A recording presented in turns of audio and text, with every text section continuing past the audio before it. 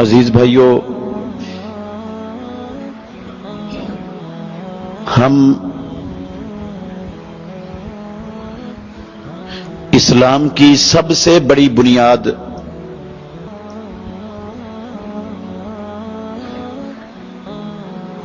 کہ اللہ کے سوا کوئی عبادت کے لائق نہیں، اس حوالے سے بڑے اہم اور ضروری مسائل سن رہے ہیں۔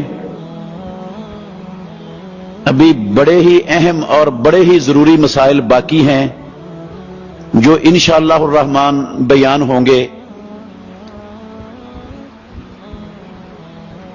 آج کے خطبہ میں چونکہ آج کل لوگ اپنی گندمیں اٹھا رہے ہیں، فصلیں کاٹ رہے ہیں، ان فصلوں کے حوالے سے اللہ رب العالمین کی شریعت، اللہ کا دین کیا کہتا ہے، پروردگار کے کیا احکام ہیں ہمارے لیے، ان کا مختصر سا خلاصہ انشاءاللہ الرحمن آپ کے سامنے رکھوں گا۔ اگر آپ توجہ سے اور غور سے سنو گے تو انشاءاللہ اللہ آپ کو دنیا میں بھی نفع دے گا اور انشاءاللہ آخرت میں بھی نفع دے گا۔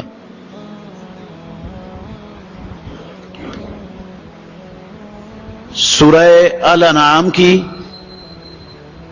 141 نمبر آیت اور اس کا ترجمہ میں نے آپ کے سامنے پڑھا ہے۔ اللہ مالک الملک نے اس آیت کریمہ میں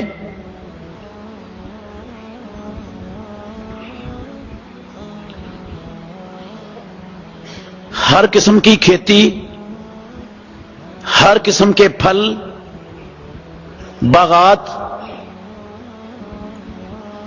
درخت، ان ساری چیزوں کا ذکر کرنے کے بعد اپنے بندوں کو حکم دیا ہے کہ مالک الملک نے جو تمہارے لیے یہ زمین میں کھیتیاں اگائی ہیں، جو پھل پروردگار نے پیدا کیے ہیں، جو سبزیاں اور پھلدار درخت اللہ رب العالمین نے پیدا کیے ہیں، اس زمین سے پیدا ہونے والی، حاصل ہونے والی ہر چیز اس میں سے خود بھی کھاؤ اور اس کی کٹائی کے دن اس میں سے اللہ رب العالمین کا حق بھی ادا کرو۔ عزیز بھائیوں،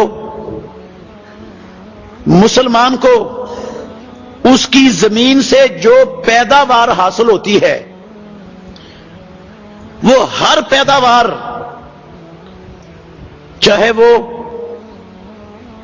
ایسا غلہ ہو جس کا ذخیرہ ہو سکتا ہو، چاہے ایسا غلہ ہو جو ذخیرہ نہ ہو سکتا ہو، چاہے وہ پھل ہوں، چاہے سبزیاں ہوں، چاہے درخت ہو، کوئی بھی چیز ہے، ہر چیز میں سے اللہ رب العالمین کا حق ادا کرنا وہ اللہ رب العالمین نے اس آیت کریمہ کے اندر اپنے بندوں پر فرض کر دی ہے۔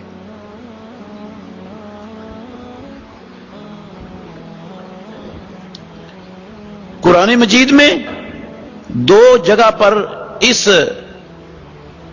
زمین کی پیداوار میں سے اللہ کا حق نکالنے کا حکم موجود ہے۔ قرآن مجید میں دو جگہ پر، ایک یہ جگہ ہے اور دوسری سورہ بقرہ 3 پارے میں 267 نمبر آیت کے اندر ہے، اور احادیث بھی ہیں محمد الرسول اللہ صلی اللہ علیہ وسلم کی، بخاری میں، مسلم میں، ابو داؤد، ترمذی، نسائی، ابن ماجہ، ساری کتابوں کے اندر موجود ہیں۔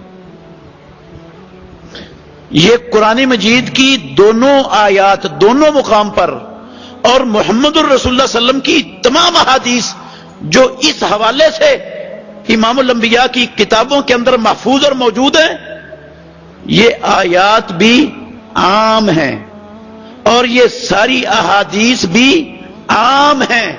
ان میں کسی پیداوار کو، کسی فصل کو، کسی سبزی کو، کسی پھل کو، کسی چیز کو اللہ نے اور اللہ کے رسول نے مستثنا نہیں فرمایا ہے.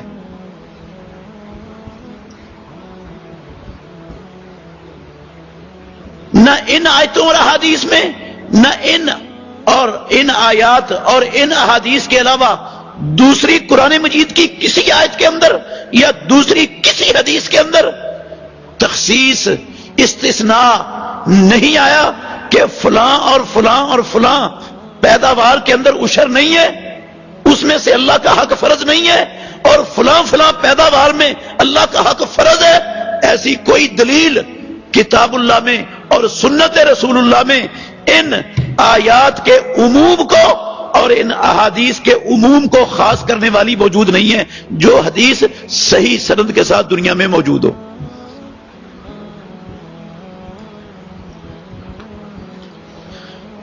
بعض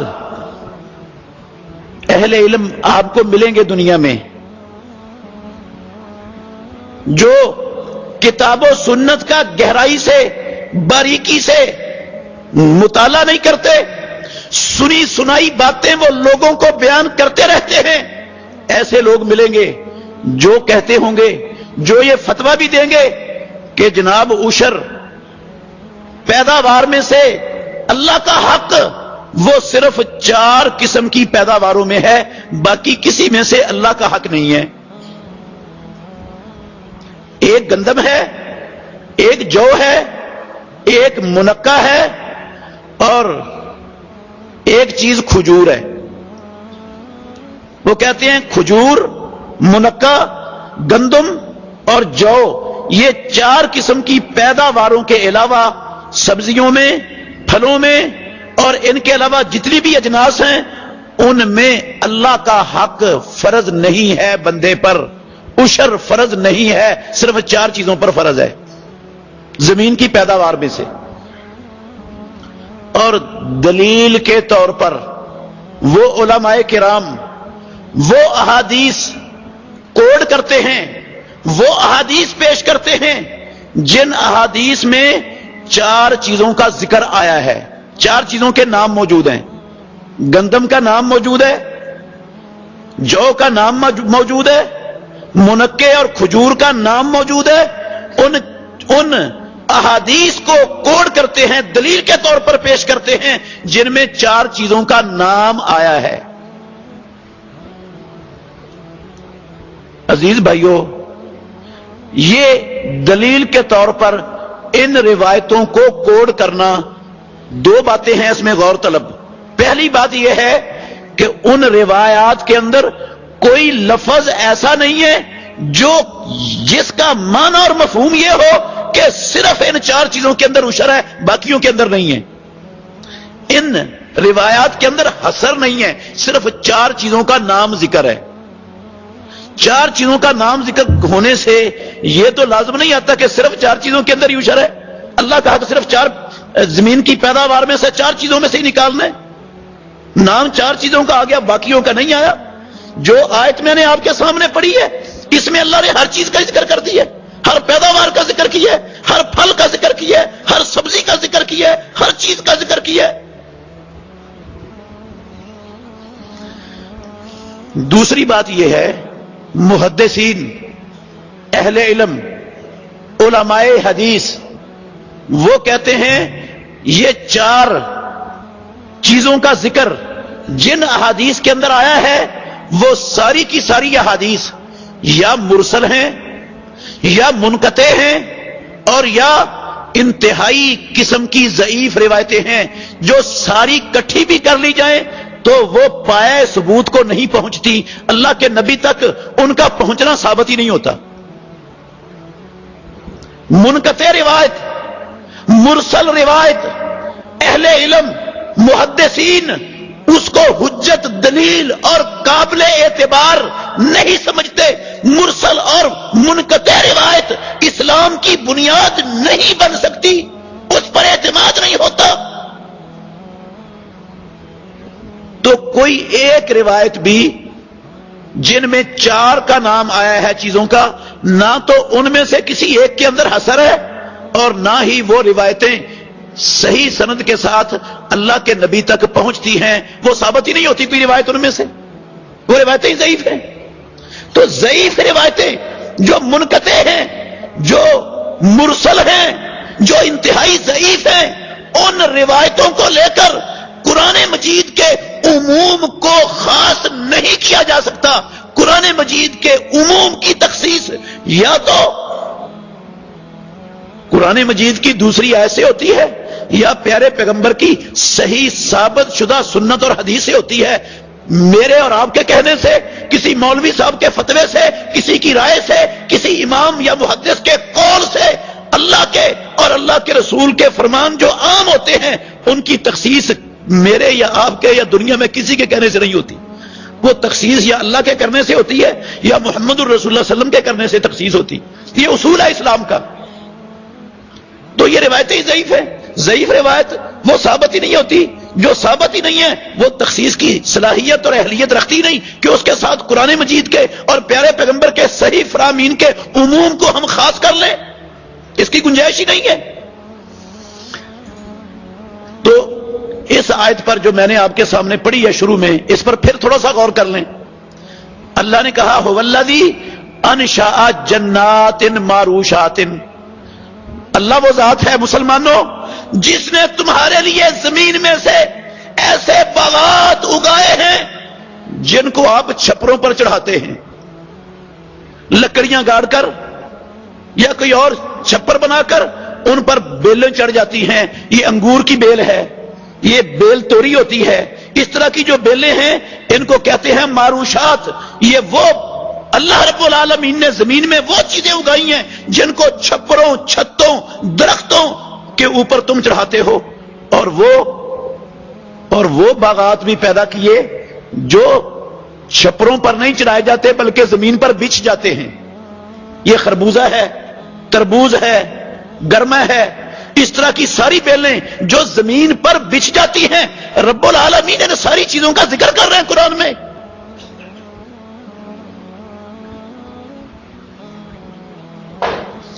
اور پھر والنخلا، کھجور کے درخت کا بھی نام لیا، والرمانہ، اور انار کا بھی اللہ رب العالمین نے نام لیا۔ جو لوگ، بعض لوگ جو یہ سمجھتے ہیں کہ عشر صرف اللہ کا حق زمین کی اس پیداوار میں ہے جس کو ذخیرہ کیا جا سکے، ان کی بات بھی قرآن مجید کی اس آیت کے عموم کے خلاف ہے، وہ بھی غلط ہے، کیونکہ انار اس کو ذخیرہ نہیں کیا جا سکتا، یہ ذخیرہ ہونے والی چیز ہے ہی نہیں۔ اللہ نے انار کا بھی نام لیا۔ یہ غیر معروشات جو بیلیں ہیں جس میں یہ خربوزہ، تربوز، یہ گرما، یہ کدو، یہ ٹینڈے، ساری ان میں سے کوئی چیز ایسی نہیں ہے جس کو ذخیرہ کیا جا سکے۔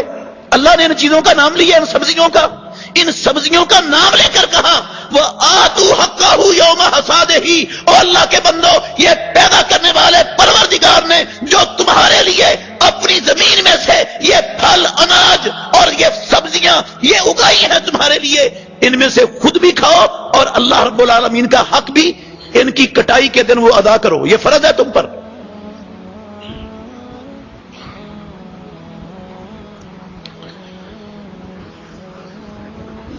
ایک بات تو یہ یاد رکھیں کہ زمین کی ہر پیداوار، کوئی استثناء کی دلیل کتاب و سنت میں نہیں ہے، ہر پیداوار سے اللہ رب العالمین کا حق وہ فرض ہے مسلمان پر نکالنا۔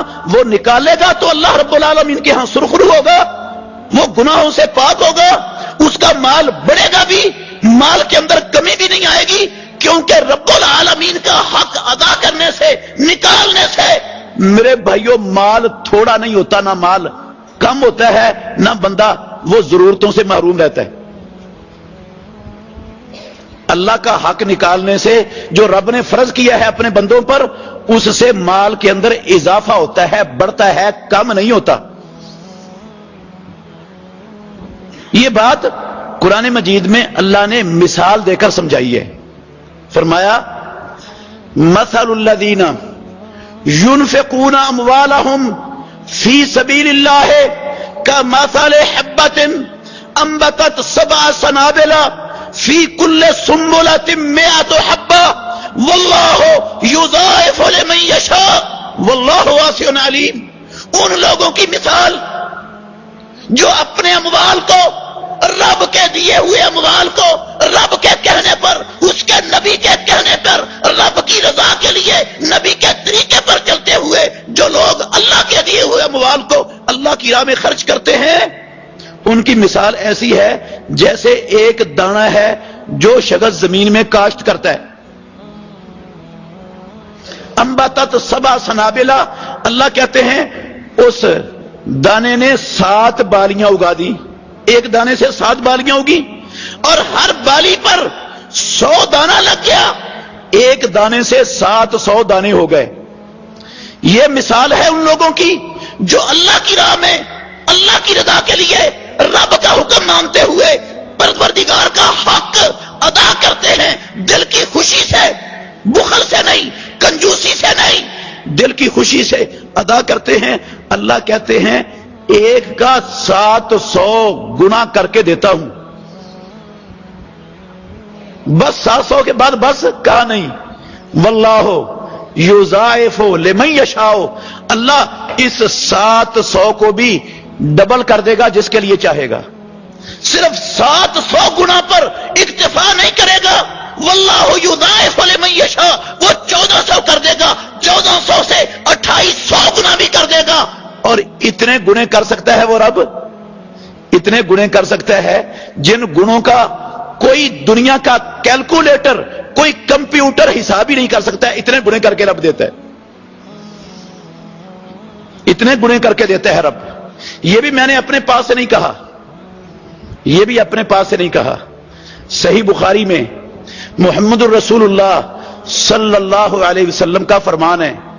آپ نے فرمایا من تصدق بعدل تمرۃ من کسب طیب، جس نے اپنی حلال آمدن سے، حلال کمائی سے ایک کھجور کے برابر مال صدقہ کیا، ایک کھجور کے برابر، لاکھ روپیہ نہیں، صرف ایک کھجور کے برابر. ایک کھجور کتنے کی آئے گی؟ ایک کھجور کے برابر. امام الانبیاء نے کہا جس بندے نے صدقہ کیا، اللہ کا حق نکالا، اللہ کی راہ میں دیا، یقبل اللہ بیمینہ، پروردگار وہ ایک کھجور کے برابر صدقہ کیا ہوا مال اپنے سیدھے ہاتھ سے اللہ رب العالمین قبول کرتا ہے بندے سے. اللہ کے دونوں ہاتھ ہی سیدھے ہیں، رسول اللہ صلی اللہ علیہ وسلم نے فرمایا. ثم یربیہا، پھر رب العالمین اس کو قبول کر کے اس کی پرورش کرتا ہے، اس کو بڑھاتا ہے. کما یربی احدکم فلوہ، امام الانبیاء نے کہا جیسے تم میں سے کوئی شخص اپنے گھوڑے کے بچے کی، بچیرے کی پرورش کرتا ہے، ایسے ہی رب العالمین اس ایک کھجور کے برابر جو اللہ کا بندہ اللہ کی رضا کے لیے، رب کو خوش کرنے کے لیے خرچ کرتا ہے، اللہ اس کی پرورش ایسے کرتا ہے حتی تکون مثل احد، حتی کہ وہ ایک کھجور کے برابر صدقہ کیا ہوا رب کے ہاں احد پہاڑ جتنا بڑا بن جاتا ہے. احد پہاڑ جتنا بڑا بن جاتا ہے. جن لوگوں نے احد پہاڑ دیکھا ہے ان کو یقیناً اندازہ ہوگا، جنہوں نے نہیں دیکھا اللہ ان سب کو دکھا دے احد پہاڑ. جنہوں نے دیکھا ہے رب دوبارہ بھی ان کو دکھا دے. 10.5 کلومیٹر لمبائی ہے احد پہاڑ کی اور اونچا بھی کافی ہے. اتنا 10.5 کلومیٹر لمبا اور اونچا پہاڑ احد پہاڑ، اس کی ایک کھجور کے ساتھ کیا نسبت ہے؟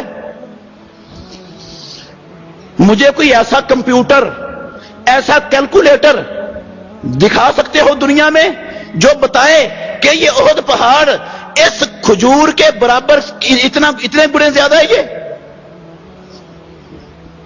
ان گنوں کا کوئی حساب کرنے والا دنیا میں پیدا ہی نہیں ہوا.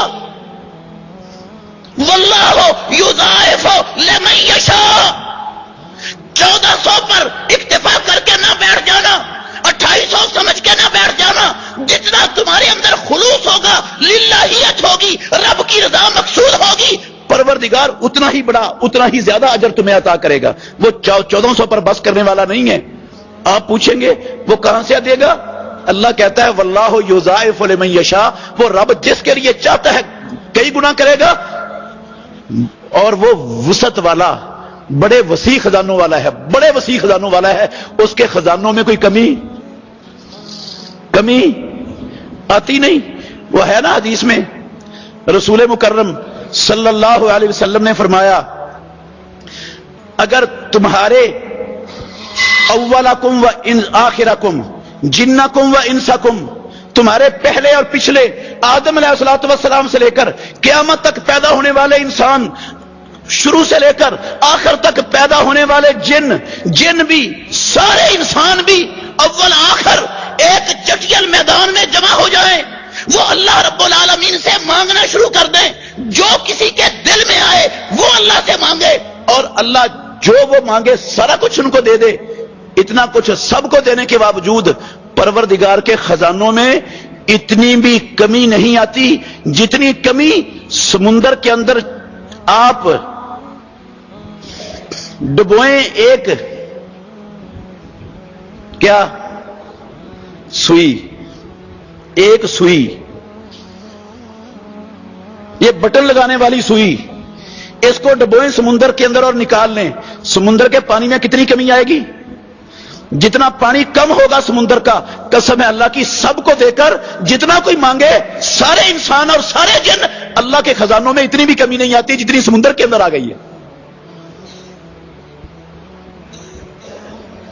اگر کوئی ہمیں کہے نا، ہمیں کہے اگر کوئی بندہ کہ بھئی آج تم 100 روپیہ وہاں جمع کروا دو اور فلاں تاجر وہ آپ کو ہفتے بعد 200 روپیہ دے گا، ہفتے بعد 200 روپیہ دے گا، تو کیا ہم جمع کروائیں گے کہ نہیں کروائیں گے؟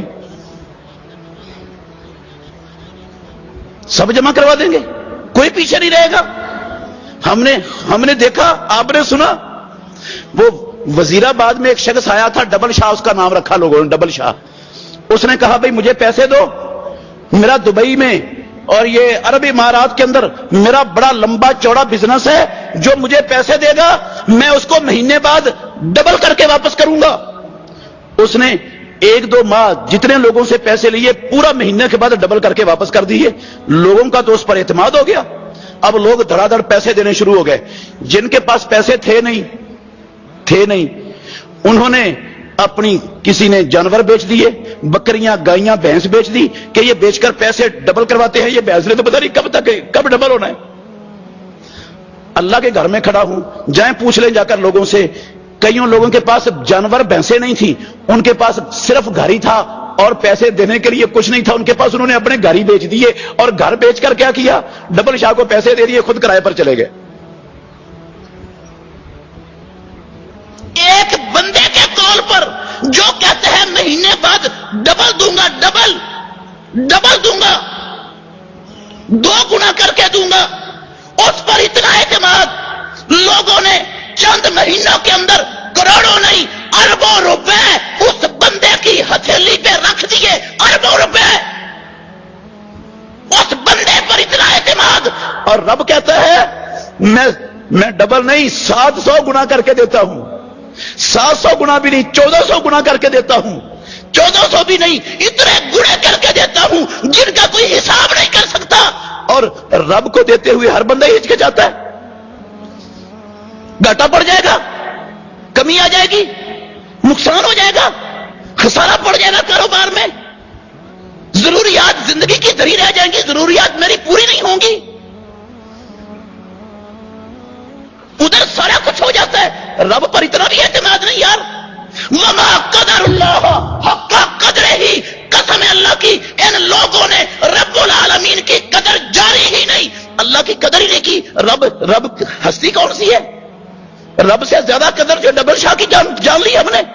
اس کے کہنے پر سب کچھ کرنے کے لیے تیار ہو گئے، سب کچھ کو داؤ پہ لگا دیا. اور رب کے کہنے پر ہم 10واں حصہ اپنی پیداوار کا نکالتے ہوئے جھجکتے ہیں. ہمارے دل میں خدشات پیدا ہوتے ہیں، 10واں حصہ دیں گے تو بیج کہاں سے ڈالیں گے آئندہ فصل میں؟ بچی کی شادی کے لیے جہیز کہاں سے خریدیں گے؟ کوٹھی بنگلہ کیسے بنائیں گے؟ فلاں ضروریات کہاں سے پوری کریں گے؟ شیطان کہتا ہے نہیں نہیں، اور تیرے اوپر تو بڑے حقوق ہیں، یہ رہنے دے رب کا حق۔ رب کون سا محتاج ہے تیرے پیسوں کا؟ تو اپنے دنیا کے حقوق پورے کر، بڑے حقوق ہیں تیرے اوپر۔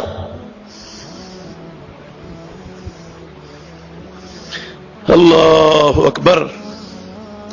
تو میرے بھائیوں، وہ بھی حدیث ہے مسلم شریف میں، مسلم شریف میں حدیث ہے، رسول مکرم صلی اللہ علیہ وسلم نے بیان کیا، بنی اسرائیل کا ایک بندہ تھا، جا رہا تھا کسی جنگل بیابان میں، اس نے آواز سنی فلاں نامی بندے کے باغ کو پانی پلاؤ۔ دائیں بائیں آگے پیچھے دیکھا، کوئی بندہ نظر نہیں آیا۔ اس نے غور کیا تو آواز بادلوں سے آ رہی تھی، وہ بادل چل رہے تھے اور آواز آ رہی تھی کہ فلاں نامی بندے کے باغ کو پانی پلاؤ۔ وہ بندہ اس بادلوں کے پیچھے چل پڑا۔ وہ بادل ایک کالے پتھروں والی زمین پر جا کر برسنا شروع ہو گئے۔ اس کالے پتھروں والی زمین جو اگانے کے قابل نہیں تھی، وہاں پر پانی برسا اور سارا پانی پتھروں سے اکٹھا ہو کر ایک کھالی میں ایک طرف چل پڑا۔ وہ بھی بندہ بھی اس پانی کے پیچھے پیچھے جا رہا ہے۔ آگے کیا دیکھتا ہے؟ ایک شخص وہ اپنے آلات کہیں پکڑے ہوئے اپنی زمین کے لیے پانی کا راستہ سیدھا کر رہا ہے۔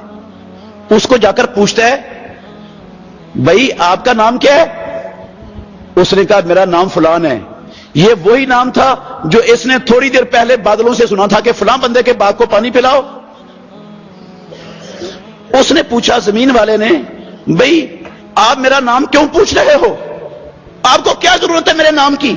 اس نے بتا دیا کہ میں تو جنگل بیابان میں جا رہا تھا، بادلوں سے آواز آ رہی تھی کہ فلاں بندے کے باغ کو پانی پلاؤ۔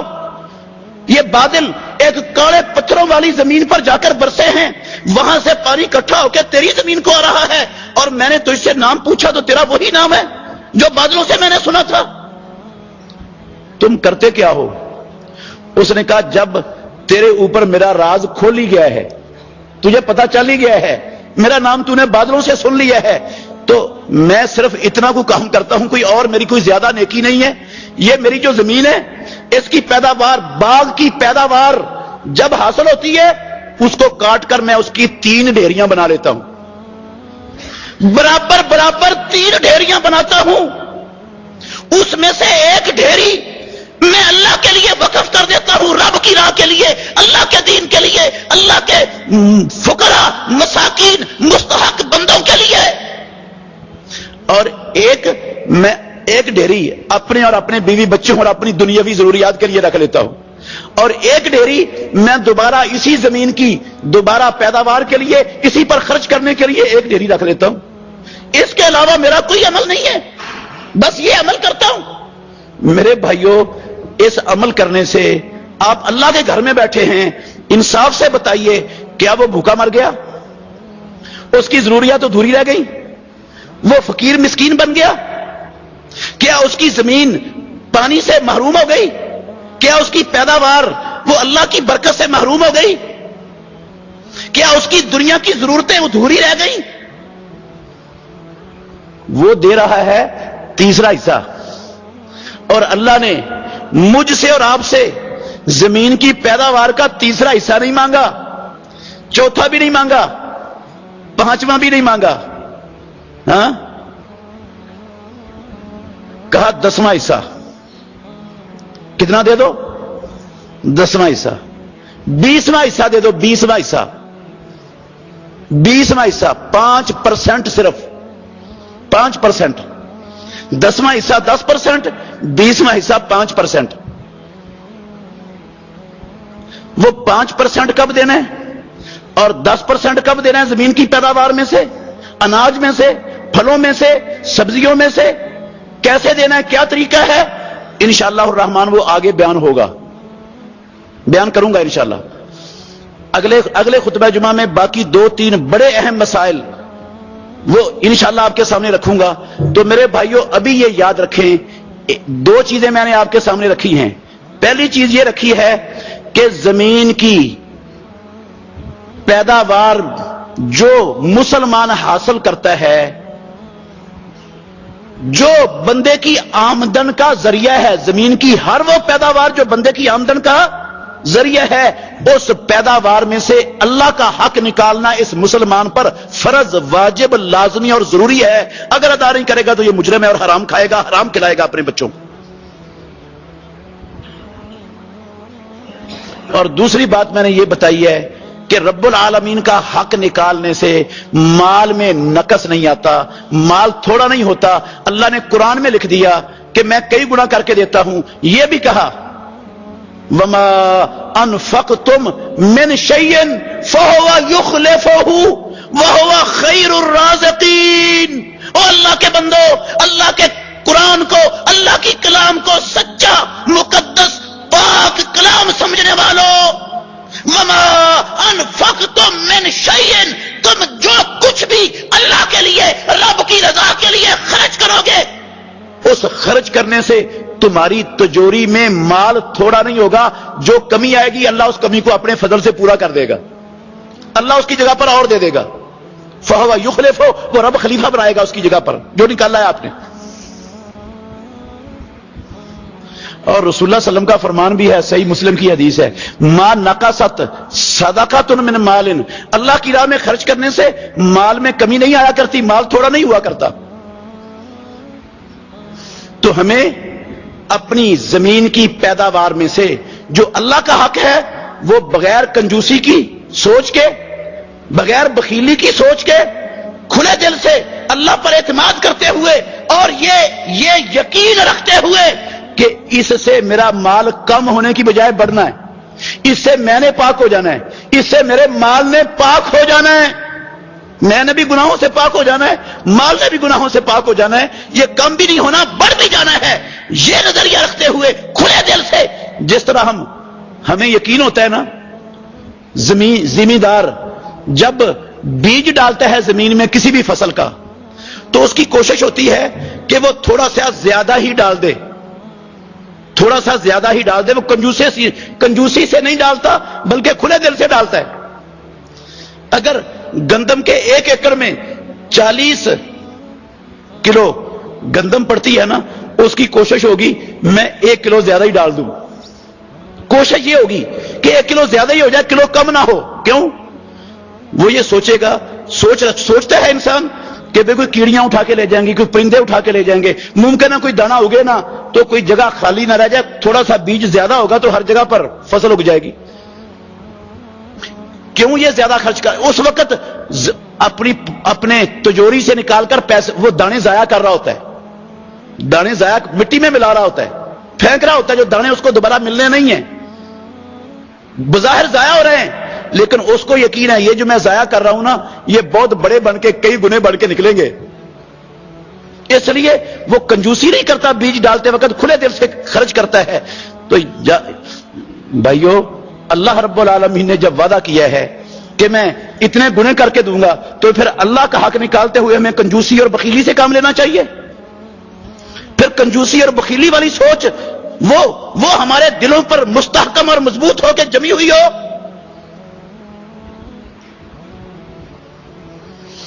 اللہ اکبر۔ تو کنجوسی نہیں، کھلے دل سے یہ توقع رکھ کے، یہ امید رکھ کے کہ اللہ نے انشاءاللہ کئی گنا کر کے دینا ہے، دنیا میں بھی اور آخرت میں بھی، یہ تو ذہن میں رکھ کر سوچ، یہ نظریہ اور عقیدہ بنا کے اللہ کی راہ میں رب کا حق نکالیں۔ اللہ ہمیں سمجھنے کی اور عمل کرنے کی توفیق عطا فرمائے۔ آخر دعوانا ان الحمدللہ رب العالمین۔